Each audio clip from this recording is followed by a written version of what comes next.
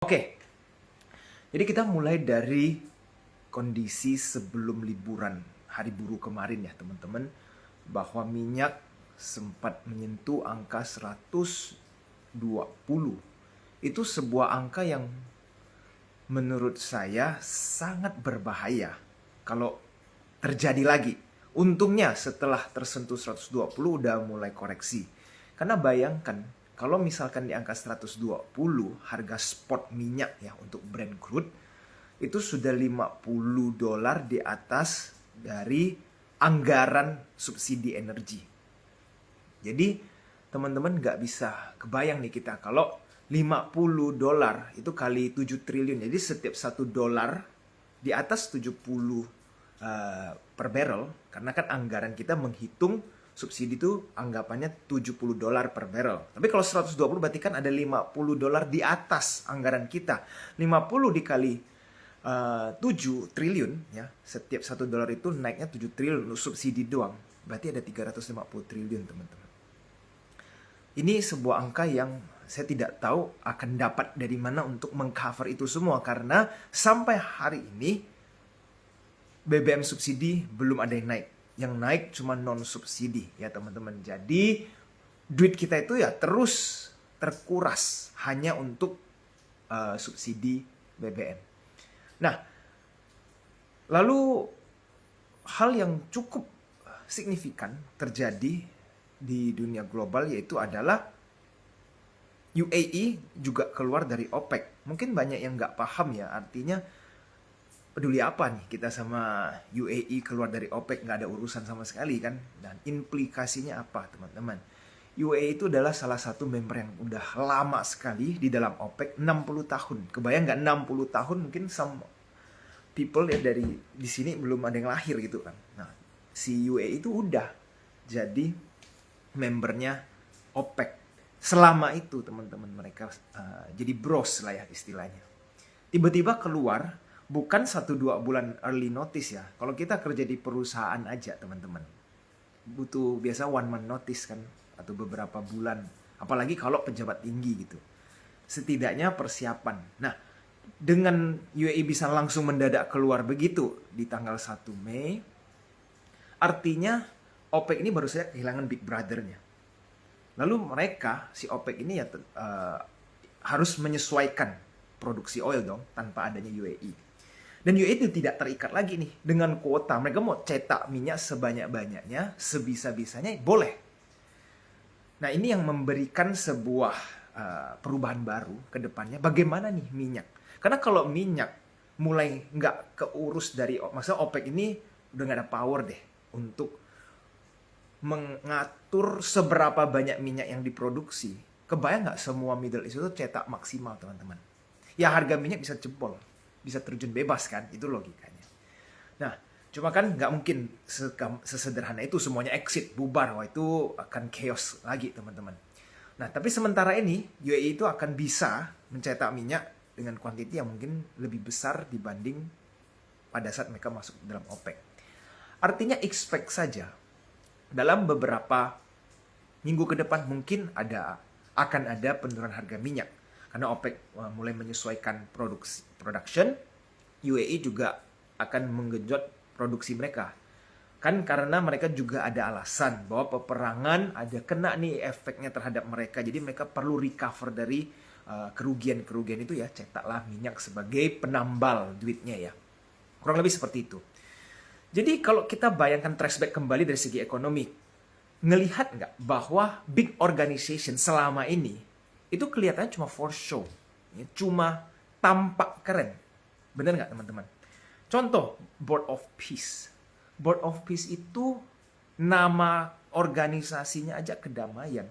Tapi kok sekarang bisa perang, teman-teman. Dan key player di Board of Peace itu yang malah melakukan peperangan. Kedua, PBB. Minta dibantu untuk perdamaian, untuk mitigasi dan lain-lain. Ternyata tidak ada power. Rusia sama Ukraina sampai hari ini udah nggak keurus ya. Dalam arti begini, nggak keurus. Orang itu udah saking fokusnya dengan perang US dan Iran dan Israel. Itu Rusia sama Ukraina itu udah biarkan aja mereka perang sesuka-sukanya. Padahal kan peperangan harusnya di era kita itu nggak wajar. Ya mau kenapa perang kita ini udah ibaratnya civilization yang maju. Buat apa lagi sih kembali ke zaman dulu buat perang sana sini gitu kan. Nah, jadi kalau sekarang semua negara sudah bertindak sesuka hati dan sekarang ditambah OPEC nih, yang dimana organisasi ini udah solid nih, kita sepakat ya bersama-sama production oil producer yang besar ini, kita nggak boleh overproduce atau ya kita nggak boleh terlalu sedikit juga, harus menyeimbangi lah supply and demand oil karena kita mengendalikan itu kan. Tiba-tiba Big Brother-nya main keluar aja, menunjukkan juga mereka nggak powerful ternyata. Nah, ini menjadi sebuah domino effect, teman-teman. Apakah ke depannya organisasi seperti ini akhirnya satu persatu mulai retak? Dan kalau power mereka mulai terlihat, oh itu cuma image yang selama ini, oh nggak ada apa-apanya kok. Sekali ada masalah, nggak bisa langsung dibereskan. Ternyata beberapa negara bisa melakukan tindakan sesuka-sukanya. Nah ini efeknya apa nih? Nah the future ini agak berubah kelihatannya. Tanpa adanya organisasi besar yang mengatur semua, ini negara-negara bisa mulai bergerak sesuai keinginan leader mereka. Oke, jadi inilah kondisi ekonomi global yang sedang terjadi. Nah Amerika, mereka punya pemerintahan juga dari segi kacamata masyarakatnya, ya udah nggak beres. Ya menurut saya juga kita lihat presiden seperti itu mulai perang, asal-asal perang, bikin deklarasi di online itu sesuka-sukanya, ganti pemikiran A ke B itu bisa dalam hitungan jam, teman-teman. Nah, apakah itu fit to become a president? Itu US president loh ya, yang dimana kuasanya itu number one di dunia. Tapi sekarang dipimpin oleh seperti itu.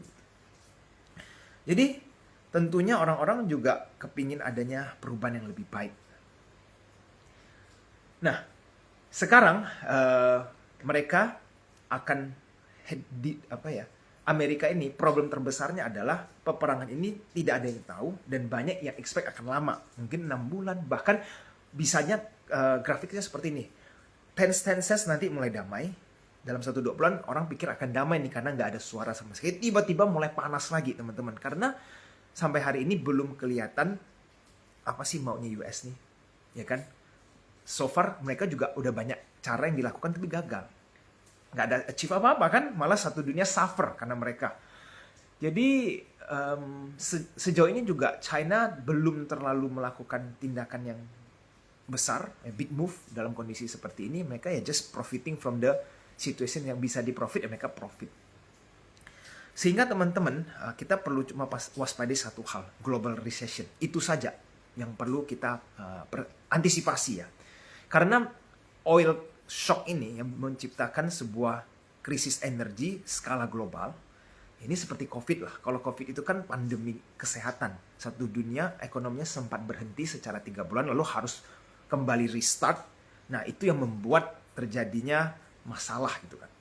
Kalau ini, oil crisis membuat harga mendadak naik dalam periode yang terlalu cepat. Tapi daya beli tidak mencukupi. Akhirnya semuanya harus menyesuaikan, tapi tidak bisa cukup cepat untuk menyesuaikan keadaan oil shock ini. Nah, jadi potensi terbesar itu adalah global recession yang dikhawatirkan, teman-teman. Kalau misalkan kita masuk ke era seperti itu ya, global recession, expect-nya apa nih? Kalau sampai masuk global recession, kita bisa gimana nih? Expect-nya ekonomi bisa stuck for about 2 years ya, sekitar 2 tahun. Potensi ya, ini baru potensi. Kalau sampai global recession terjadi. Jadi semua negara itu ya bermasalah sehingga semuanya nggak stagnan, resesi. Coba lihat teman-teman, satu persatu negara di Asia juga mulai bermasalah kan. Kalau waktu itu tahun lalu paling banyak kita bahas tentang Singapura ya, awal tahun ini juga Singapura mulai satu persatu. Saya juga sempat sampaikan di minggu lalu kan. Ekonominya Singapura tidak terlalu baik, teman-teman. Dalam kondisi oil crisis ini juga menciptakan banyak aset-aset Singapura itu diakuisisi sama orang Tiongkok, orang China di sana. Lalu baru-baru ini apa? Negara Thailand, teman-teman. Nah, Thailand juga mulai bermasalah nih, goyang ekonominya. Lalu dengan semua ini pastinya setiap negara akan melakukan the best untuk bertahan secara finansial. Lalu kita masuk nih ke Indo. Bagaimana Indonesia? Teman-teman sudah nonton kan di video saya hari ini bahwa pandangan di masyarakat luas secara umum itu terbagi menjadi dua. Antara positif, Indonesia itu lagi tinggi-tingginya. Ekonominya bagus, pertumbuhannya bagus, daya belinya luar biasa, penjualan mobil juga dibangga-banggain bahwa naik di tahun 2020. Intinya semuanya ini amazing, teman-teman. MBG-nya jalan, orang penerima manfaat bertambah, koperasi sudah mulai jualan di desa. Kalau dilihat semuanya kan, bukankah 2026 ini Indonesia emas? Artinya sangat on track lah istilahnya. Tapi di sebagian pandangan yang lain, dan cukup banyak ya, melihat Indonesia ini sudah ibaratnya tuh udah di titik ujung tanduk, teman-teman.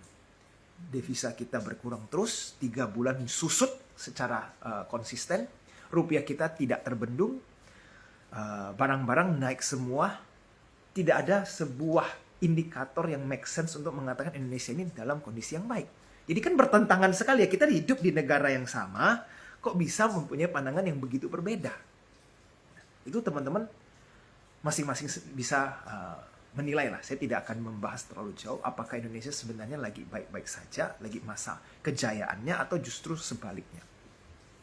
Saya ingin bahas satu hal tentang kondisi Danantara, teman-teman. Kenapa? Karena ini berhubungan dengan investment di dalam IHSG. Kan teman-teman di sini juga sering datang ke hari Minggu, ya, kita smart room mendengarkan gimana sih invest di saham bagaimana, atau di ekonomi global, atau ada peluang apa. Jadi kita perlu tahu tentang kondisi Danantara, teman-teman. Ingat nggak pada saat di hari buruh kemarin, yang May Day, ya kan, saya mengatakan bahwa pemerintah bisa handle itu dengan sangat luar biasa, teman-teman. Itu pertama. Kenapa? Semua berjalan dengan lancar, semuanya dikasih barang-barang gratis, semuanya bisa mengikuti arahan dengan baik. Benar kan? Secara prosedur semuanya berjalan lancar, media tidak terjadi seperti yang sebelum-sebelumnya. Beritanya tuh, wah ini ban dibakar lah, sampai rusuh. Nggak ada. Semuanya justru berjalan dengan sangat baik. Which is good. Saya sangat senang bahwa media bisa berjalan dengan baik. Apa yang terjadi, teman-teman, pada saat di media? Ya, saya tidak akan bahas semuanya karena banyak. Gitu. Ada satu poin yang kita perlu fokus, bahwa ada kebijakan nih. Danantara ya akan intervensi. Kenapa intervensi? Karena pemerintah menjanjikan akan menurunkan fee aplikator apa? Ojol kan? Yang ada di IHSG itu bukan Grab, itu bukan Maxim atau bukan yang lainnya, tapi Gojek, teman-teman. Nah, Gojek itu dapat duit dari mana? Dari fee pemotongan dia punya driver. Make sense dong ya? Jadi driver dipotong, ya mereka juga mendapatkan fee dari pengguna. Sama-sama lah, karena mereka platform, kan seperti itu. Mungkin dari iklan juga ada. Jadi dengan kebijakan baru ya, atau janji baru, potong dari 20%, dipotong sisa 8%. Dampaknya udah pasti langsung terhadap income-nya Gojek, teman-teman. Itu udah langsung. Karena fee-nya langsung dipotong kan. Ini sangat bagus untuk para Gojek ya. Jadi untuk para driver tentunya mereka akan dapat sebuah keringanan ya. Jadi income mereka akan lebih besar dibanding sebelumnya karena potongannya tidak terlalu masif. Which is good kan? Buru-buru akan mendapatkan disposable income lebih besar. Tapi at what expense, teman-teman? Nah, harus selalu kan ada timbal balik. Nggak mungkin satu kebijakan diintroduce tanpa ada timbal balik. Yaitu adalah duit Danantara dipakai buat beli sahamnya aplikasi online. Duit Danantara, teman-teman. Jadi Danantara keluar duit untuk beli perusahaan yang baru saja dikasih kebijakan akan mengurangi omset mereka. Coba teman-teman serap dulu statement tersebut. Ya, ada perusahaan investasi keluarkan duit untuk perusahaan yang baru saja dikeluarkan kebijakan ke depannya itu harus fee-nya dipotong, dipangkas lebih dari 50%. Lalu teman-teman, Danantara sudah banyak lakukan shifting asset ya. Jadi mulai dari awal banyak BUMN juga sudah di reconstruct and everything. Sampai hari ini tahu nggak ada sesuatu yang sebenarnya cukup mungkin belum banyak yang nanya masyarakat. Laporan keuangannya Danantara itu seperti apa? Nggak ada yang tahu, teman-teman. Kalau teman-teman buka ke Google, ke website mereka, kemanapun, nggak ada yang tahu laporan keuangan seperti apa.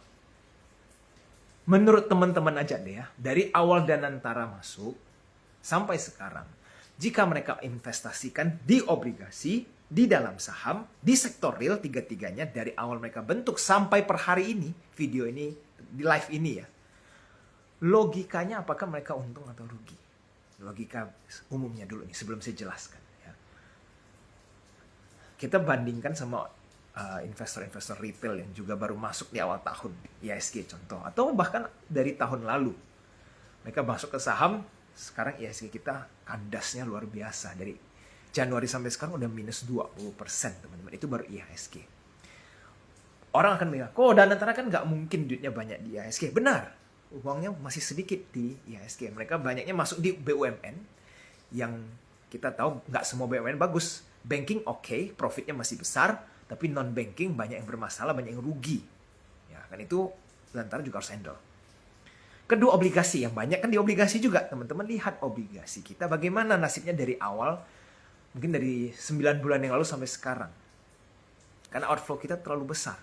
Nah, jadi Porto Danantara, ini baru menurut saya ya, kemungkinan sekarang lagi tidak terlalu bagus. Jadi, LK-nya atau laporan keuangan Danantara bisa saja tertunda begitu lama sampai orang lupa untuk melihat bahwa Danantara sebenarnya perform atau tidak. Jadi kedepannya analisisnya juga nggak tahu nih uang Danantara akan fokus kemana, sektor real, sektor saham, atau sektor obligasi, kita tidak tahu. Mungkin hanya Pak Purbaya yang bisa menentukan itu semua. Oke, lalu kita lihat kondisi MBG. MBG kan juga mau diwacanakan turunkan menjadi 4 hari gitu kan. Ada yang senang, ada yang tidak. Nah, teman-teman bebas nih mau seperti apa. Cuma kita lihat dari kacamata. Orang yang menyediakan MBG pasti nggak senang. Dari yang full jadi 5 hari, sisa 4 hari kan kena pangkas nih. Mereka punya omset. Tapi orang-orang yang tidak dalam jaringan MBG, yang tidak mendapatkan manfaat, tidak mendapatkan apapun bagian dari MBG, pasti senang karena anggarannya terhemat gitu kan. Akhirnya setidaknya di switch kemana lah. Ya biar BBM setidaknya nggak perlu naik dulu. Jadi harapan orang-orang, masyarakat middle income, kepingin dana dari MBG bisa tetap nyumbatin ke subsidi energi kita. Biar jangan sampai Pertalite naik. Jangan sampai solar sampai naik. Kalau itu kedua naik kan bahaya sekali buat mereka yang setiap hari commute, teman-teman, pakai kendaraan. Nah, jadi kebijakan-kebijakan seperti ini itu baru permukaannya, teman-teman. Karena ada masalah yang besar juga datang nih. Tapi saya nggak akan go to terlalu banyak ya. Tapi teman-teman nanti boleh Google supaya tidak terlalu banyak membahas tentang politik. Satu pertama adalah tentang The Giants is Fighting, teman-teman. 2 konglo besar. Ya, saya post di IG juga. Mungkin teman-teman udah lihat postingannya, ceritanya juga sudah dibaca ya. Ini perjalanan akan panjang. Nggak akan selesai begitu saja. Karena uang yang dipermasalahkan itu bukan uang kecil. Lalu kenapa nih teman-teman boleh mengikuti terus perkembangan cerita ini? Karena nanti dampaknya bisa melebar, teman-teman. Karena mereka 2 powerful people. 2 grup yang sangat berbeda dan sangat kuat. Dan mereka lagi clash, teman-teman. Salah satunya, saya nggak akan bahas dia punya background dulu. Tapi kedua grup ini punya saham di IHSG, teman-teman. Nah, kalau teman-teman kan para trader, para investor, mungkin kepingin mengambil momentum. So, whoever wins, siapapun yang menang, jika mereka sudah ketahuan berapa banyak uang yang mereka menang, ya itu kan akan masuk ke dalam perusahaan mereka. Itu tentunya akan memperbaik laporan keuangan, dong, mendapatkan profit tambahan yang ya kita nggak tahu angkanya seberapa besar, tergantung nanti hasil keputusan akhir. Jadi kalau teman-teman ikuti cerita ini dan nanti ketahuan siapa yang menang, teman-teman mau berspekulasi bisa di IHSG karena it's a new story. Ya, it's something new.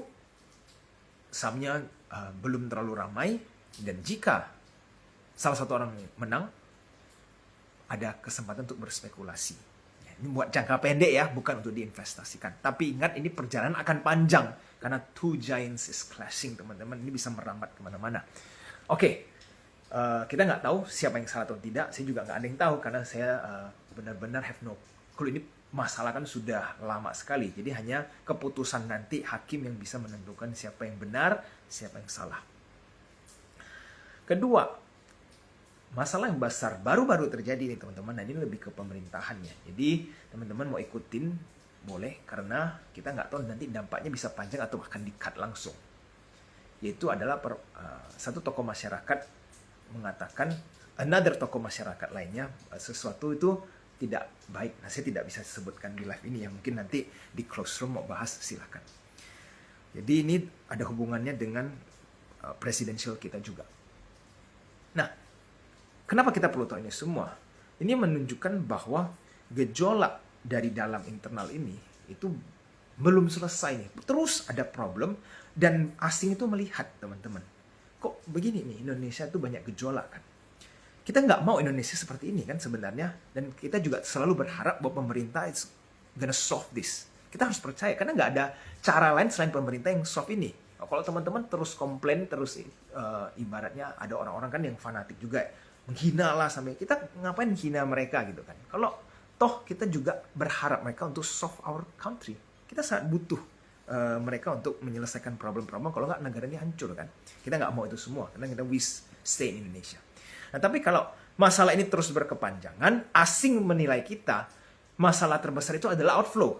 Capital outflow ini kalau keluar, kita sudah nggak ada duit, teman-teman. Nah, inilah resiko terbesar di Indonesia menurut saya untuk sekarang ini. Duitnya sudah sangat tipis, outflow ini nggak boleh keluar lagi. Dan salah satu cara outflow untuk berhenti keluar adalah harus stabil. Nah, tapi kalau setiap minggu, setiap bulan muncul sesuatu informasi yang baru, yang besar, yang bikin merasa investasi iklim di Indonesia ini tidak stabil, gimana asing bisa merasa damai gitu kan. Nah, ini yang agak beresiko. Dan rupiah tentunya menjadi salah satu tolak ukur juga. Kalau rupiah terus melemah, ya outflow pasti akan terus keluar. Kenapa? Karena asing ngerasa ngapain saya investasi di sebuah negara yang mata uangnya terus melemah. Kan logika seperti itu. Jadi, orang yang menurut saya senang dolar naik itu hanya eksportir, teman-teman. Pasti mereka akan senang. Jadi kalau teman-teman di sini ada ekspor, apalagi jumlahnya besar, ya pasti happy. Ekspor USD makin naik karena profitnya dari bentuk dolar. Tapi ingat, teman-teman punya day-to-day expenses akan naik. Ya kan? Barang importnya mahal. Kita bukan import energi semua, kita banyak import energi yang basic needs materials yang sehari-hari ya naik terus, plastik naik, apapun naik. Jadi, you have to deal with that juga. Dan itu dampaknya lebih parah ke orang middle low income. Kasian sekali loh, dolar naik terus, lalu mereka merasa happy, barang makin naik, mereka nggak tahu. Kalau gara-gara dolar lah, barang-barang bisa naik semua, karena import terus kan. Nah, ada satu hal baik yang terjadi, yaitu adalah ini memaksa orang-orang harus berpikir lebih ekstra. Menurut saya, kondisi seperti ini, akhirnya pemerintah itu kerjanya lebih ekstra kan, karena udah ada masalah. Kalau nggak ada masalah, semuanya santai-santai aja, legowo aja kan. Negara kita baik-baik kok, semuanya nyantai aja. Tapi karena sudah ada masalah seperti ini, dari atas sampai bawah mulai kerahkan extra effort untuk bekerja, which is good. Ya kan? Nah, budaya ini yang mungkin kita harapkan untuk terus dilanjutkan, supaya semuanya harus extra working, jangan nyantai-nyantai doang kalau mau negara ini bisa bertahan. Nah, jadi teman-teman, untuk saham, kita bahas investment saham. Saya ada baca, juga terbagi lumayan besar, orang-orang nih lihat banking itu seperti apa. Ya kan, ada yang mulai takut nih. Artinya view terhadap banking itu sudah berubah. Yang dari optimis makin optimis, perlahan-lahan jadi makin pesimis gitu. Kenapa? Ya karena biasanya fear itu akan semakin gede lihat sejalan dengan harga yang turun. Teman-teman, pada saat dia turun sedikit, optimis kita gede. Tapi kalau turunnya sudah terlalu besar, kita punya kepercayaan, ya, optimisme itu mulai memudar dan berubah menjadi pesimistik. Biasanya seperti itu di saham, teman-teman. Nah, ini mulai terjadi di banking. Kenapa nih banking kita mulai problem? Satu, ya untuk banking. Pemerintah mau nih, kita udah nggak tahu, peraturannya belum keluar soalnya. Kalian nih banking bantu ya untuk salurkan duit ke koperasi sama ke MBG. Nah, saluran ini bagaimana nih teman-teman? dalam bentuk berapa besar, keberapa banyak, kita tidak tahu cara aturan mainnya berapa. Nah, kalau pengawasannya jelek sekali teman-teman, dari 2 program ini saya, nggak usah program lain-lainnya, dari 2 program ini saja bank kita bisa tumbang kalau pengawasannya jelek. Tapi kalau pengawasannya bagus, it's a good thing, karena jadi lahan baru kan, karena banking kalau mendapatkan kredit tambahan dan kualitasnya bagus, profitnya bisa meningkat. Jadi siapa nih yang akan melakukan monitoring atau auditing ini, itulah kuncinya nanti kita harus perhatikan. Kalau memang sudah jadi ya peraturannya sudah keluar, bank-bank harus menyalurkan duit, siapa nih yang dipakai untuk monitoring. Nah itu kita bisa lihat semua. Kalau monitoringnya lemah, banking kita bisa lama di bawah. Tapi kalau monitoringnya bagus, bank kita bisa cepat rebound. Kurang lebih seperti itu. Itu untuk banking ya teman-teman. Lalu untuk MSCI kita hanya perlu bisa menunggu another 3 months ya, next kita lihat lagi beberapa bulan ke depan, karena jawabannya masih sangat ambigu terhadap keputusan Indonesia, ya kan? Mereka bukan bilang oh sudah hampir selesai atau oh ini bagus cuma belum bisa sekarang. Bukan seperti dia bilang mau mereview kembali ini yang Indonesia lakukan ini sudah sesuai atau belum. Jadi dia bisa saja bisa saja memperkarakan. Kalau ternyata ini nggak ada gunanya, ini belum cukup dan lain-lain. Gitu kan. Nah itu kalau sampai terjadi MSCI keluarnya bukan 30% tapi keluarnya lebih dari itu, selesai nyelam. Oke, lanjut nih. Lalu negatif terhadap banking apalagi? Kalau dari segi outflow sudah, kebijakan ke depan, nah teman-teman nanti paling lihat dari momen apakah pemerintah akan mempersiapkan dana cadangan untuk mengcover NPL dari program pemerintah. Kalau sampai pemerintah cuci tangan, NPL adalah urusan pure 100% untuk banking, itu benar-benar bahaya. Jadi saya nggak mau tahu ini program gimana, yang penting kalian yang urus. Kalau gagal ya kalian yang harus kena gitu. Nah yang begini tidak ada plan B, plan C-nya, itu jujur agak menyeramkan. Karena programnya bukan program kecil, program masif teman-teman. Jadi kalau disalurkan udah berjaring seperti laba-laba begitu, lalu tidak ada backup plan dari pemerintah, nah itu agak ngeri. Jadi 3 hal inilah yang kita perhatikan, apakah nanti banking masih bagus atau tidak. Di sisi lain yang positif bagaimana teman-teman? Nah yang positif adalah tentunya buyback, salah satunya indikator bahwa tidak akan ditinggal oleh mereka. Kalau mereka sampai sekarang mereka tinggal nggak ada yang buyback, itu menunjukkan bahwa etikat mereka mau tinggalkan banking juga. Tapi mereka buktinya masih buyback. Dan bisa saja berlanjut ya. Misalnya buyback sekarang udah dilaksana ini 5 triliun kah, 3 triliun, whatever. Nanti lanjut lagi, kalau misalnya udah habis dananya, sahamnya belum naik, mereka lanjut babak berikutnya. Nah itu makin optimis ya. Artinya mereka belum mau meninggalkan IHSG, apalagi dari segi blue chip. Jadi kalau uang semakin banyak yang masuk, kepentingan bandar lokal masih semakin besar. Jadi ibaratnya akan ada momennya mereka akan naikin lagi. Nah itu perlu semua teman-teman perhatikan untuk banking. Jadi positif sentimen atau tidak, teman-teman harus ikuti perkembangannya. Kalau menurut saya, banking adalah tulang punggung ekonomi Indonesia. Tidak mungkin mereka tinggalkan. Tidak mungkin teman-teman. Hanya saja mereka perlu extra effort untuk memperbaiki all this mess yang sudah dibikin ini, begitu banyak problem. Kira-kira seperti itu untuk banking. Nah, lalu komoditas teman-teman, gimana nih? Beberapa laporan keuangan komoditas sudah mulai keluar. Nanti teman-teman boleh cek laporan keuangannya ya di sekuritasnya report juga udah keluar. Hari Senin mungkin bisa akan lumayan bagus ya kalau minyak tidak naik lagi, tidak bikin fear, lalu laporan keuangan banyak yang bagus kan untuk komoditas, bisa saja Senin ada kenaikan atau Selasa. Nah, teman-teman mau trading 1-2 hari, silakan. Untuk komoditas masih oke. Tapi jangan menggunakan dana yang terlalu besar dalam kondisi seperti ini ya. Karena pengumuman-pengumuman besar itu bisa datang mendadak nih di era zaman sekarang. We never know. Jadi tetap bergerak atau mau trading dengan hati-hati. Oke, sebagai mungkin bagian terakhir teman-teman, saya di video juga ada sempat bahas tentang ada kesempatan untuk oil, di mana kalau harga oil ya di atas 110 saja teman-teman, itu boleh berspekulasi ya. Dan tapi harganya berapa ya tetap harus analisa buat orang-orang yang analisa FA, ya, ekonomi news. Kalau untuk minyak kan seperti itu sama technical. Jika harga terlalu tinggi, di short aja teman-teman. Kenapa? Karena minyak ya pasti akan di bawah 100 eventually. Jadi kalau teman-teman bisa dapat harga yang sangat tinggi, ya 100. Kalau kemarin 120 pas saya infoin kan, teman-teman short, posisi oil saya sudah cuan. Memang sudah cuan karena saya dapatnya waktu itu ya nggak 100 pucuk 120 tapi 100 berapa. Karena kalau di futures kita tradingnya bukan brandnya, karena brand tidak banyak di dalam futures, mereka pakai yang Amerika punya poin. Nah itu mendekati 110, itu sudah tinggi banget. Dapat harga segitu teman-teman just shorting ya ke arah short, itu profitability-nya mungkin lebih tinggi. Tapi ingat futures itu berbahaya ya, nggak semua orang boleh main futures. Kalau teman-teman luput nggak pasang stop loss, uangnya bisa hilang, margin call istilahnya. Jadi tetap harus hati-hati. Cuma perlu saya ingatkan saja, harga minyak itu untuk setinggi ini jarang-jarang sekali. Dan kalau sudah terjadi seperti era sekarang, ya nggak akan selamanya, pasti akan nanti turun eventually. Nah jadi kan kita lebih kecenderungan ke short daripada ke long. Kurang lebih begitu. Oke, satu lagi terakhir. Mungkin saya akan update Bitcoin karena di video belum bahas banyak tentang Bitcoin. Baru setelah itu kita ke Q&A ya. Buat teman-teman yang kepingin nanya di Q&A, silahkan.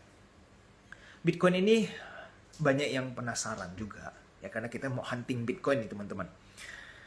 Apakah Bitcoin sudah boleh beli di harga sekarang atau nunggu Piala Dunia, which is a few months, atau bahkan kita harus tunggu lagi karena kondisi Bitcoin ada yang berubah. Nah, saya update sedikit teman-teman. Karena seperti yang saya bilang, Edge Invest untuk di crypto, itu saya cuma benar-benar akan go deep inside Bitcoin. Saya nggak mau ngurus-ngurus yang micin-micin ya. Itu semua kayak setengah judi. Jadi terserah teman-teman mau main boleh, saya nggak larang. Tapi itu at your own risk. Nah, kita bahas secara fundamental dulu nih story Bitcoin. Bitcoin itu ada sebuah problem baru yang muncul sebenarnya. Yang mungkin belum banyak orang aware. Karena sementara ini majority orang cuma tahu, oh ada duit besar masuk atau ada duit besar keluar. Atau oh ini udah siklus 3-4 tahun ya. Yang sederhana-sederhana mungkin banyak yang tahu. Tapi karena adanya AI teman-teman, Bitcoin ini mulai ada problem secara fundamental. Maksudnya apa? Saya akan hanya bahas satu poin di live kali ini biar nggak terlalu panjang ya. Miners itu kan makin mahal ya. Ya kita lagi bahas small scale, bukan yang punya satu farm lahan untuk mining Bitcoin. Small scale farmers Bitcoin. Itu teknologi kan juga udah cukup mumpuni untuk mining Bitcoin, tapi mulai ngerasa nggak worth it untuk menambang Bitcoin yang sudah semakin kecil dia punya hadiah ya, reward kan sudah di halving kan. Nah di saat bersamaan mereka bisa beralih ke AI. AI punya kepentingan makin besar ya, ada yang bikin jadi server lah, bikin macam-macam. Jadi mulai nih beralih ya, orang-orang yang sophisticated dia punya komputer, mereka modif-modif berubah menjadi AI. Karena mereka sudah merasa nggak bisa bersaing lagi nih dengan farming Bitcoin.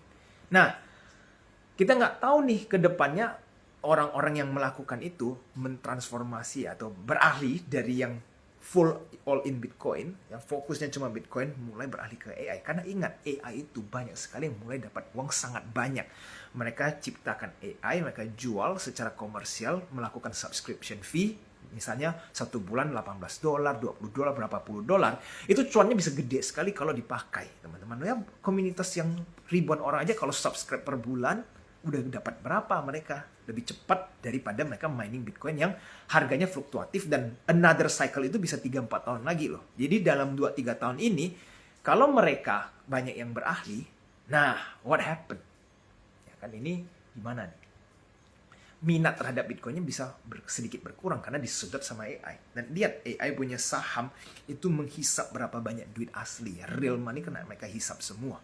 Market cap-nya Bitcoin itu kecil sekali ya. Saya ingatkan itu bahkan mungkin cuma 1/10-nya emas ya Bitcoin ya. Jadi very small. Nah, nggak bisa tuh kita bandingkan sama saham-saham The Magnificent Seven ya, seperti Amazon, Microsoft, dan lain-lain. Jadi, ini menciptakan sebuah keraguan kan. Artinya, apakah fundamental Bitcoin akan berubah atau tidak ke depannya? Apakah mereka akan bersaing dengan AI atau tidak untuk para minersnya? We don't know. Ya, saya juga nggak tahu. Tapi bukan berarti Bitcoin akan ditinggalkan. No, Bitcoin itu akan tetap menjadi salah satu aset sebagai, ya, jika fiat rusak semua. Ya, fiat ini kan bermasalah, gelembungnya terlalu besar, semuanya udah cetak duit. Kripto itu, ya, khususnya Bitcoin menjadi salah satu aset untuk menampung, ya, fiat-fiat yang gagal ini. Itu story yang akan dipakai untuk kedepannya. Tapi for now, this year, tahun ini, jangan terlalu FOMO. Apalagi kalau teman-teman lihat 2 minggu terakhir ada rebound nih kan. Mulai nih ada orang koin ini jangan-jangan sudah mau bottom, udah mau rebound kembali ke 100.000, jangan-jangan end of year udah 100.000. No, not so fast teman-teman. Ada something yang berubah fundamentally karena perkembangan AI ini. Ingat, crypto itu very heavily menggunakan computer. AI juga sama, ya kan? Jadi mereka lagi mencari, ibaratnya bersaing lah, mengambil orang-orang yang menggunakan komputer ini, apakah mereka masih tetap bisa stay di Bitcoin atau mereka akan mulai beralih ke AI. Kurang lebih begitu. Ya, jadi ini sesuatu yang teman-teman boleh research lebih dalam lagi. Perubahan ekonomi itu selalu cepat sekali ya. Dulu Bitcoin nggak ada AI, sekarang sudah ada AI. Nanti kita nggak tahu another 3 to 4 years ada apa lagi yang baru. We don't know. Ya. Tapi yang perlu teman-teman sadari adalah life cycle segala sesuatu di era sekarang itu semakin pendek. Teman-teman kalau mau berbisnis dulu, puluhan tahun itu bisa hidup ya sebuah industri. Sekarang semakin pendek. Mungkin restoran dulu bisa bertahan 5 tahun, jadi sisa 3 tahun, sisa mungkin 2 tahun. Sekarang udah syukur-syukur orang bisa hidup dalam 2 tahun untuk F&B. Nah, ini terjadi di berbagai sektor. Karena apa? Innovation begitu cepatnya, jadi perubahan begitu cepat, dan orang-orang ini gampang bosenan sekarang. Ya. Oke, kira-kira seperti itu ya teman-teman. Sekarang kita masuk ke Q&A. Silakan yang kepingin bertanya. Saya mulai dari Hari Santoso 108. Malam kok, bagaimana strategi bagi yang terjebak di SGRO yang baru masuk FCA karena free float? Rumornya juga mau go private. Kalau ditunggu sampai go private, berapa harga tebusnya? Kita nggak akan bisa tahu kalau mereka mau go private itu harganya berapa. Itu terserah mereka, ya kan? Resikonya bagaimana? Kalau masih profit, mau exit sekarang nggak masalah untuk SGRO ya.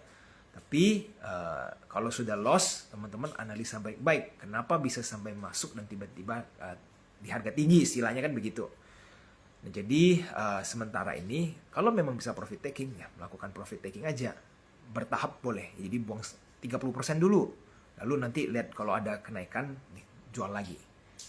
Untuk SGRO seperti itu. Jadi kalau mau ditunggu sampai go private, saya tidak tahu harga go private itu bisa berapa. Nah, ini tergantung lagi beli SGRO. Kalau baru masuk kan beda cerita sama orang-orang yang masuknya udah lama. Kurang lebih begitu ya Pak Hari. Oke, saya lanjut. Itosumi. Harga saham BBCA sama kayak harga 2021. Padahal 2021 pernah stock split 1:5. Gimana view-nya tentang ini kok? Ya, seperti yang saya bilang bahwa Big Banks tadi ada 3 faktor ya yang membuat resikonya bisa besar kalau ketiga faktor ini tidak dipedulikan, ya kan? Seperti yang tadi, program pemerintah bagaimana, apakah mereka akan salurkan begitu banyak dana atau tidak, apakah pemerintah akan ikut campur, itu semua kita harus perhatikan, dan kebijakan-kebijakan dari pemerintah ke depannya. Karena jika outflow terlalu besar, maka banking akan bertahan doang di bawah, nggak bisa naik teman-teman. Setiap naik dibuang, setiap naik dibuang. Nah, ada satu hal, sebuah konteks deh. Saya mau tanya, atau teman-teman semua boleh coba cari tahu, 5 triliun itu kan adalah dana buyback-nya BCA untuk setahunan gitu kan ke depan. Apakah itu besar atau tidak 5 triliun? Konsep 5 triliun itu gede atau tidak? Nah, mungkin orang-orang perlu tahu itu dulu. Ada yang mengatakan, wah itu lumayan gede nih, jadi saya aman. Ada yang bilang itu kecil sekali. Nah, supaya saya langsung bisa terangin itu gede atau tidak, coba teman-teman lihat outflow BCA di hari Kamis kemarin. Dalam satu hari, asing jual berapa banyak BCA? Satu hari ya teman-teman, bukan 1 tahun. Angkanya itu di atas 500 M. Oke. Artinya apa? Kalau dia melakukan itu selama 10 hari, berarti sudah keluar 5 triliun. Uang buyback yang disiapkan sama BCA untuk setahun ke depan habis dalam 10 hari, teman-teman, hanya untuk nahan asing. Jadi, itu teman-teman bisa jawab sendiri, apakah 5 triliun itu besar atau tidak. Oke. Jadi, teman-teman, musuh terbesar itu adalah outflow. Kalau outflow masih mau keluar, kita punya dana nggak akan cukup, teman-teman. Nah, untuk mencegah asing sampai keluar, the only way, pemerintah kita harus stable dan rupiah kita harus berhenti jebol. That's it. Kalau kita mau berharap outflow kita tidak keluar segila itu. Oke? Nah, jadi view-nya bagaimana? Secara valuasi, udah makin murah. Dan for sure ya, profitnya terus naik. Sudah harganya kembali ke 5 tahun yang lalu. Ini udah diskon ya teman-teman. Karena banyak duit big funds lokal itu juga nyangkut. Dan saya yakin asing-asing juga mungkin ada yang floating loss dalam kondisi sekarang. Kalau baru mereka belanja-belanja yang banyak pada saat uptrend waktu itu ya, BCA 2,5 tahun yang lalu. Nah, tapi ingat, fund asing kan tidak peduli dengan harus jual profit. Tidak, mereka kalau ada peraturan apa harus keluarin buang muatan ya mereka keluar. That's it, sesimpel itu. Mereka switch ke aset lainnya. Cara fund asing bekerja kan seperti itu. Nah, jadi kalau selama sudah stable negara kita, BCA itu akan rebound nanti akan sangat besar. Karena lokal akan tabrak masuk, banking tidak akan maksudnya asing tidak akan jual atau bahkan re-entry ya. Wah, itu bisa cepat sekali naiknya. Oke? Baik. Sekarang saya lanjut kucing hutan. Malam kok. Boleh kasih insight WBSA kena UMA 2 kali plus suspend. Baguskah? Bisa jual di berapa? Saham seperti WBSA we don't know. Bisa ujungnya berapa? Apakah akan seperti sarang burung walet yang Relco ya? Burung walet itu kan luar biasa tuh valuasinya sampai kena masuk HSC juga kan. Nah, tapi saham-saham seperti ini kita nggak tahu ujungnya di mana. Menurut saya yang terbaik adalah kalau teman-teman ngerasa profitnya sudah cukup ya diamankan daripada cuma sisa floating. Perasaan kaya itu menyenangkan selama teman-teman kalau bisa lihatnya angkanya besar ya. Sekali balik arah teman-teman baru jual itu biasanya udah kecil dananya. Seperti apa? Seperti orang-orang yang nahan CDA nggak mau jual ya. Terlalu lama pegangnya padahal bisa profit. Akhirnya mereka jualnya mungkin baru 2 bulan yang lalu. Ruginya bisa parah sekali. Nah, salah satu contohnya seperti itu. Padahal kalau mereka jual pada saat angkanya lumayan tinggi, itu profit mereka bisa gede. Sama di WBSA juga begitu. Kalau teman-teman merasa cukup, profit taking saja. Oke? Daripada nanti cuma sisa kenangan. Oke, saya lanjut. Genevieve Valencia. Malam kok AG. Insight SIM gimana? Masih potensi kah untuk di hold ataupun buy di harga sekarang? Untuk sawit boleh buy secara perlahan-lahan ya. Slowly boleh. Kalau mau di hold karena sudah punya posisi, sementara ini masih boleh. Oke? Baik. Saya lanjut. Mas Ito lagi. Apa bisa disimpulkan kalau EA keluar OPEC akan bagus karena minyak akan turun karena oversupply? Sementara ini, jangka pendek, yes bisa. Tapi yang kita perlu monitor adalah nanti ada muncul repercussion apa? Apakah ada permasalahan baru dalam arti mau di-condemn karena keluar mendadak atau dikejar untuk hal-hal lainnya, kita nggak tahu ya. Karena kalau sebuah negara bisa keluar OPEC tanpa ada konsekuen apapun dan begitu gampangnya, cepet kan? Karena kalau dia ada beberapa bulan notice seperti saya bilang, mungkin orang ada persiapan, ini main langsung get out aja nih, bye gitu kan istilahnya. 60 tahun membership loh ya teman-teman ya, nggak ada perpisahan, nggak ada apa-apa, adios gitu. Nah, kalau bisa terjadi tanpa ada masalah, bagaimana OPEC bisa mempertahankan semua membernya, nggak keluar semua? Toh mereka tinggal tunjuk itu, dia keluar nggak terjadi apa-apa. Ya udah, saya juga mau keluar besok, mau cetak minyak sesuka-suka saya. Bisa nggak kayak gitu? Kan bisa kan? Nggak ada masalah. Nah, itu yang perlu kita monitor. Jadi jangka pendek, yes, ini untuk minyak bisa aja tertekan, turun karena dia akan mulai cetak minyak nih, Arab Emirates gitu. Oke? Baik, saya lanjut. Ardi Karis, gold and silver apakah sudah waktunya beli? Oke, begini. Teman-teman, gold and silver itu akan sangat tergantung dengan seberapa panjang peperangan ini.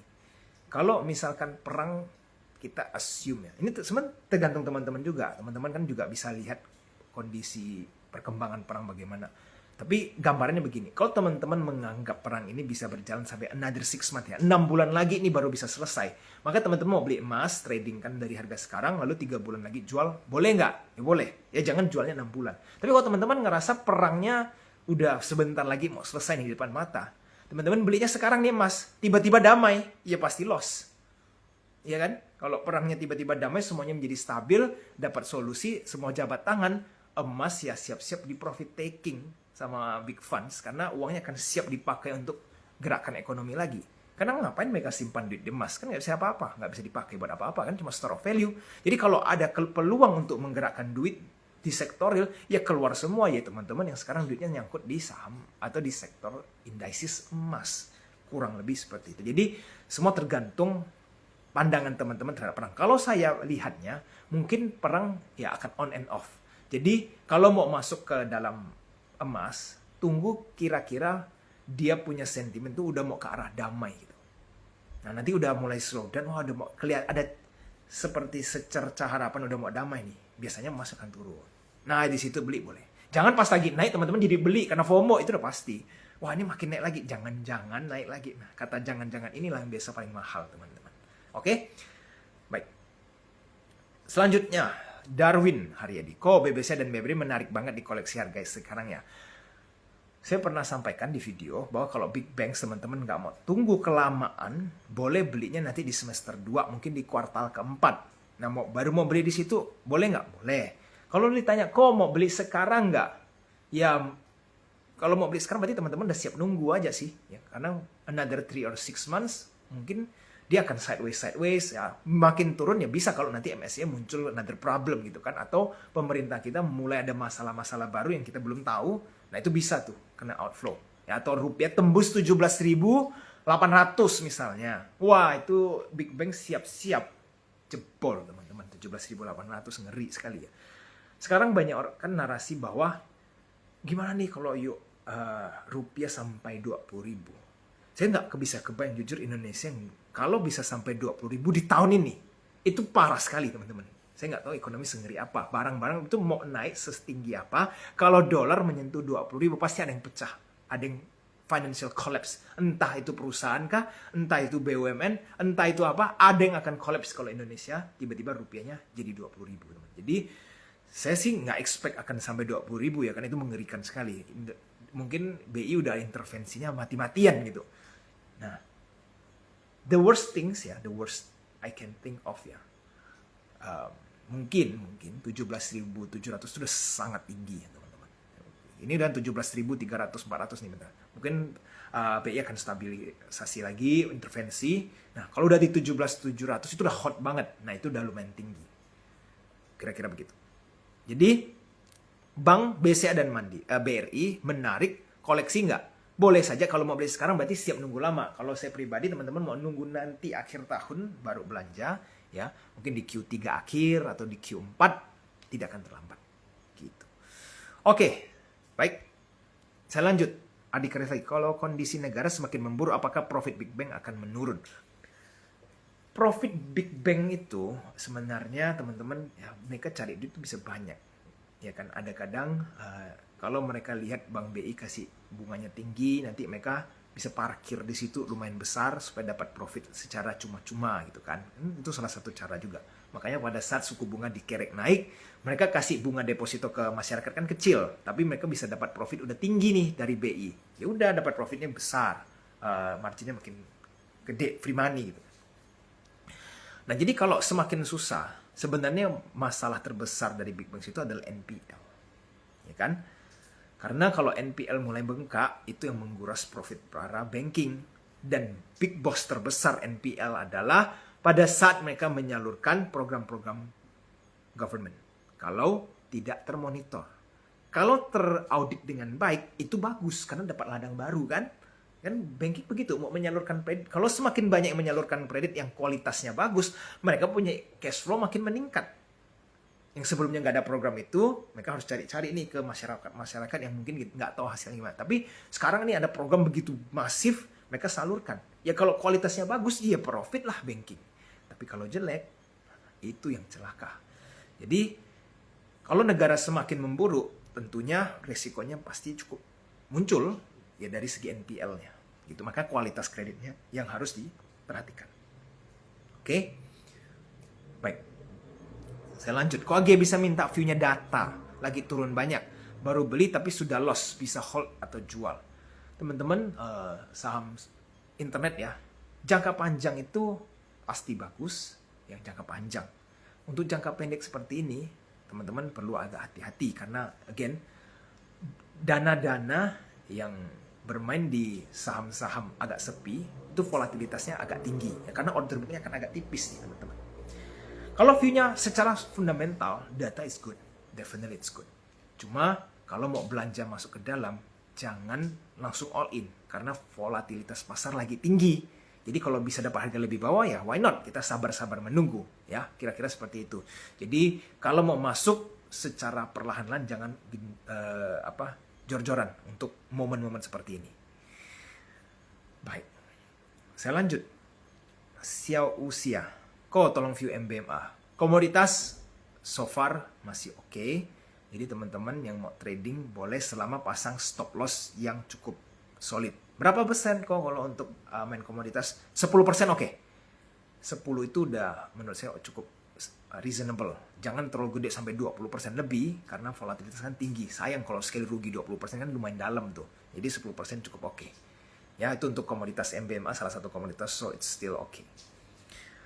Saya lanjut, Felix Michael, 93 malam KOAG, prediksi KOAG kapan saham US bakal pecah bubble-nya? Soalnya sekarang udah over banget ya kok. Yes. Again, kalau saya tahu kapan bisa pecah, saya sudah pasang posisi shorting Nasdaq, shorting S&P, saya udah buka nih posisi. Tapi saya belum berani, honestly. Dan saya memang tahu juga harga indeks mereka itu udah overheating dan over bubble, teman-teman. Makanya kalau explanationnya Michael Burry itu udah tepat. Ini mother of all crashes ini di depan mata. Ya. Artinya semua aset itu bubble. Jadi sekali pecah itu pasti besar sekali skalanya. Saya nggak berani tuh spekulasi. Dia juga beberapa kali mengambil coba posisi short kalah kan. Karena market bisa stay irrational longer than we can think of. Jadi market itu memang bisa gila aja untuk jangka waktu yang cukup panjang. Jadi mending tunggu pecah. Kalau udah pecah, udah kita buy. That's it. Gampang, sederhana. Nggak perlu teman-teman berspekulasi untuk nge-short karena it's very risky game untuk market yang sekarang lagi banyak dimainkan oleh big funds mereka juga. Ingat, Donald Trump tidak mau di dalam kejayaannya atau di dalam pemerintahannya tiba-tiba market crash. Itu tidak di dalam bukunya Donald Trump ya. Donald Trump itu man of market. Dia mau selama dia menjabat market itu terus naik ke atas supaya dia ada legacy dan pendukung-pendukungnya juga tetap masih percaya. Jadi kalau tiba-tiba market crash di under kepemimpinan dia, itu very bad for him, untuk Donald Trump. Nah, jadi banyak sekali cara untuk dia mempertahankan bubble ini. Jadi that's why mending jangan fokus ke short atau ngapain. Biarkan dia pecah, kalau pecah semua jebol kan, kita siap-siap masuk. Gitu. Oke, Felix Michael. Yang penting wadahnya udah siap, sekuritasnya atau platformnya sudah siap. Kan saya sudah pernah share ke teman-teman, mau beli saham US, saya udah cantumkan di link pakai peluang gitu kan. Cukup lengkap untuk saham-saham Amerika. Oke, saya lanjut. Saham-saham properti pada nyungsep kok. Kapan reboundnya? Lama teman-teman, forget about properti ya. Jadi Darwin Haryadi, lupakan properti teman-teman. Kenapa? Komoditas lagi bercahaya. Selama sektor komoditas bercahaya, tidak mungkin properti akan naik. Semurah apapun, tidak akan mungkin. Konglo biasanya main ke properti dapat cuan banyak kan. Tapi itu itu terjadi kalau komoditas lesu. Mereka nggak bisa dapat cuan lagi. Ingat, jualan properti dapatnya rupiah, teman-teman. Jual komoditas dapatnya dolar. Kalau dolar lagi tinggi, komoditas lagi dibutuhkan, energi lagi krisis, ini adalah masa kejayaannya Konglo di dalam sektor komoditas. Ngapain mereka main properti? Nggak masuk akal. Jadi kalau mau main ke properti, nanti dulu. Ya, masih lama urusannya. Sampai nanti komoditas mulai redup, dolar mulai stabil atau bahkan mulai melemah terhadap rupiah. Nah, barulah kita bahas properti. Supaya teman-teman punya duit nggak nyangkut di properti terlalu lama. Apalagi middle income teman-teman. Sekarang disposable income-nya udah makin habis. Mau beli properti pakai duit dari mana? Oke? Baik. Saya lanjut. Christian Budi. Kalau saham US pecah bubble, apa efek ke IHSG? Tentunya bisa terjadi panic fear selling juga. Karena asing akan melihat, wah ngapain, daripada saya beli saham IHSG, mending saya beli S&P 500 yang dimana pasti rebound kan gitu logikanya. Yang terjadi under value atau harga yang diskon besar-besaran, satu dunia pasti incarnya sama Amerika karena mereka tahu potensial upside-nya besar sekali gitu kan. Nah, apa yang terjadi orang-orang yang punya duit di Indonesia? Ya udah nih, ngapain sih besar-besar di Indo? Saya switch dulu, ambil kesempatan emas, cari profit di saham Amerika. Nanti habis sudah profit mau balik ke Indo nggak akan terlambat karena utama mereka ya di saham US kalau pecah. Oke, karena dari segi market cap Amerika itu jauh sekali lebih besar dibanding IHSG. Baik. Oke, saya lanjut. Justin Kloss. Kak, bagaimana prospek INKP dalam waktu delay? Waktu delay ini maksud waktu dekat mungkin ya. INKP, teman-teman coba cek harga kertas. Ini saya kalau biasanya main INKP, benar-benar fokusnya ke harga kertas itu sendiri. Kalau harga kertas itu cenderung masih naik, teman-teman boleh pegang untuk INKP. Beberapa bulan ke depan masih oke. Karena sektor komoditas overall masih cukup oke. Karena belum ada kedamaian kan. Belum ada peace antara Middle East dan Amerika. Jadi komoditas semua masih crunch begini.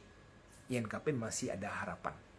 Oke, itu untuk komoditas INKP. Saya lanjut. View-nya call dan WMUU. Sebentar. WMUU dan call. Ada yang pernah nanya saya call. Sejauh ini bagi saya call itu masih neutral ya. Jadi saya nggak akan masuk main di saham call dulu. Kalau untuk WMUU, bentar saya cek. Udah lama nggak lihat saham ini soalnya.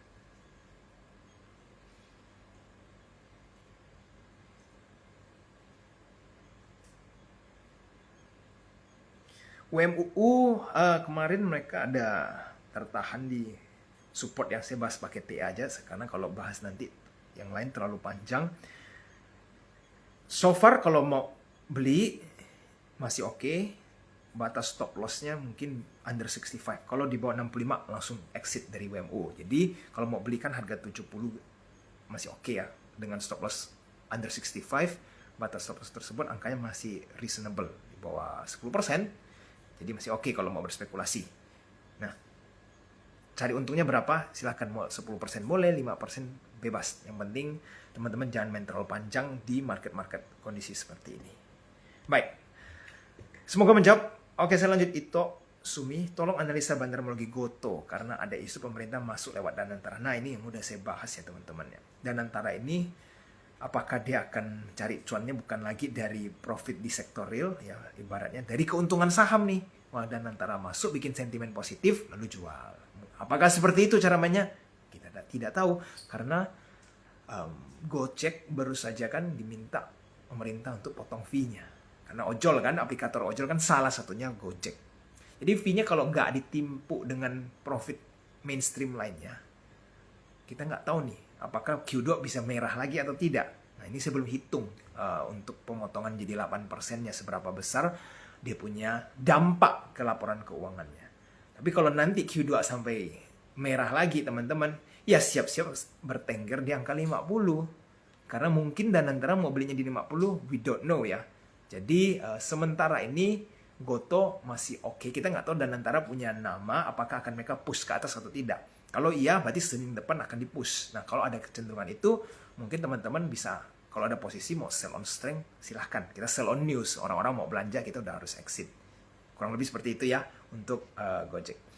Jadi perlu perhatikan lagi ke depannya. Baik, selanjutnya Dharma di Sutojo. Kok Tins apa boleh masuk? Wah, Tins ini laporan keuangannya bagus. Teman-teman mau masuk, silahkan saja dengan batas stop loss yang ketat. Karena Tins salah satu komoditas yang cukup solid. Dia punya maksudnya barang yang diproduksi is very important untuk kelangsungan AI. Jadi silahkan saja kalau kepingin spekulasi. Ingat batas stop loss-nya harus ketat. Oke, Behitco. Nah, Behit gimana? Teman-teman, ini Behit adalah salah satu saham Konglo yang tadi saya juga sempat bahas di awal. Ada problem nih, Clash of the Titans kalau saya bilang ya. Hasilnya seperti apa tergantung nanti keputusan terakhir. Kalau yang menang siapa, itulah sentimen sahamnya akan dipakai untuk dinaikkan. Jadi whoever wins, mereka dua-duanya punya saham di IHSG. Jadi siapapun yang menang, teman-teman berspekulasilah di saham tersebut untuk beberapa hari, silahkan. Makanya penting juga untuk terus update perkembangan mereka punya kasus. Oke, saya lanjut. Adrena 2020 prospek emiten MTEK kok. Bagaimana MTEK? Sebentar, saya coba cek. Dan ini mungkin pertanyaan terakhir ya teman-teman. Oh, ini saya asik jawab sampai jam 9.03 udah nggak terasa banget nih. MTEK 825. Coba saya lihat sebentar. Kalau kepingin beli, teman-teman, batas stop lossnya di 785 ya. Jadi kalau di bawah itu, paling max 780 lah. Di bawah 780, kalau jebol, langsung get out dari saham MTEK untuk sementara ini ya. Hari Senin, saya rasa ya mungkin harga minyak kan sempat naik tinggi lalu turun. Nah itu sebuah sentimen baik. Laporan keuangan bisa saja menjadi salah satu hal yang positif karena mungkin ya mereka akan sahamnya mulai naik sehingga IHSG akan keangkut, orang-orang akan mulai euforia, bisa aja beli. Dan untungnya teman-teman, May Day berjalan dengan sangat baik, itu positif sekali ya. Jadi hari buruh lewat dengan kondusif sehingga harapannya semuanya bisa ada sentimen positif yang oke lah setidaknya minggu depan. Nah, jadi teman-teman, kalau itu terjadi di IHSG, Senin Selasa, potentially it's good untuk mau trading pendek. Selama banking kita tidak dibuang lagi secara masif. Kalau sampai banking kita besok ini mendadak gap down lagi, teman-teman, berarti ada something big is happening ya. Mungkin ada yang tahu tentang MSCI lebih dulu atau bagaimana, we don't know. Karena itu banking kita sudah turun cukup dalam. Dan kalau di harga sekarang masih dibuang dengan jumlah yang sangat masif ya, mungkin 1 triliun lagi, itu sudah sangat beresiko. Jadi potensial untuk turun masih cukup besar. Nah IHSG kita, apakah jangan-jangan mau kejar gap di bawah? Itu masih jauh loh teman-teman gap IHSG. Jadi teman-teman agak perlu wait and see dulu lah. Lihat hari Senin Selasa bagaimana. Oke? Baik teman-teman, saya tidak bisa jawab semua karena waktu kita sudah habis jam 9.05. Thank you for joining live hari ini. Pesan saya teman-teman, ada kesempatan apapun yang menurut teman-teman bisa teman-teman lakukan, ya tidak terlalu sulit dan masih bisa digapai. Salah satunya contoh, kalau melihat sebuah instrumen overvalue atau undervalue, ya kita harus manfaatkan. Karena kita yang aktif dalam trading ataupun berinvestasi harus selalu lihat peluang itu ya diambil, jangan cuma dilihat, dibicarakan, tapi nggak menguntungkan kita buat apa, teman-teman kan bukan komentator kan, cuma asik ngobrol-ngobrol, tapi nggak dapat cuan, ngapain teman-teman. Jadi ada peluang, diambillah. Oke, thank you semua, selamat malam, sampai jumpa minggu depan, bye-bye.